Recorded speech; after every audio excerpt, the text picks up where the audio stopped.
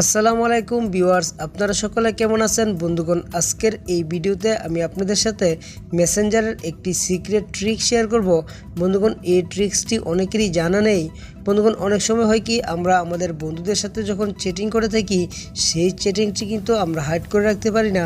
তো আমাদের ফ্যামিলির কেউ যদি আমাদের মোবাইল ফোনটি তার হাতে নেয় তখন কিন্তু আমি আমার বন্ধুর সাথে কি চ্যাটিং করেছি সেটি দেখে ফেলতে পারে।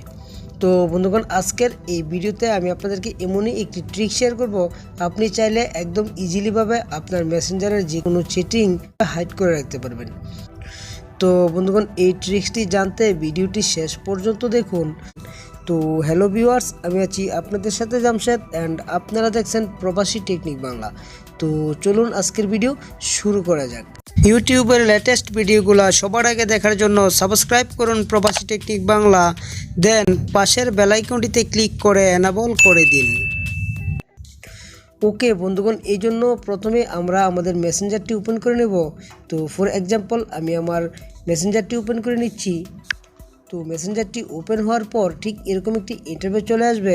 তো আপনি সিলেক্ট করে নেবেন এখান থেকে আপনি কোন কনভারসেশনটি আপনি হাইড করে রাখতে চান। তো ফর এক্সাম্পল আমি আপনাদেরকে দেখানোর জন্য এখানটায় দেখুন রয়েছে এমডি শাহাদাত সরকার। তো আমি এই কনভারসেশনটি এখান থেকে হাইড করে রাখবো। তো এই জন্য এই নেমটির উপরে এরকম 2 সেকেন্ড চেপে ধরুন। তো দেখুন এখানটায় অনেকগুলো অপশন চলে আসছে। তো দেখুন এখানটায় একটি অপশন রয়েছে 3 লাইন্স। তো আপনারা জাস্ট এখানটায় ক্লিক করে দিন। তো এখানটায় ক্লিক করে দেওয়ার পর এরকম একটি ইন্টারফেস চলে আসবে। আসার পর দেখুন এখানটায় একটি অপশন রয়েছে এয়ারশিপ। তো এয়ারশিপ যে অপশনটি রয়েছে আপনারা জাস্ট এখানটায় ক্লিক করে দিন। তো এখানটায় ক্লিক করে দেওয়ার পর দেখুন এখান থেকে কিন্তু এমডি শাহাদাত সরকার যে কনভারসেশনটি ছিল সেটি হাইড হয়ে গিয়েছে।